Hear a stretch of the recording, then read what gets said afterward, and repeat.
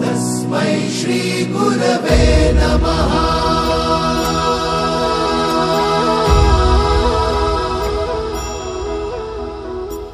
गुरु माझा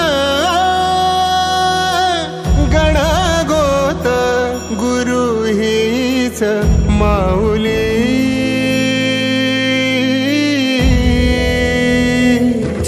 गुरु स्पर्श दूर करी दुःखाची सावली। गुरु भेटीसाठी झाली जीवाची काहिली।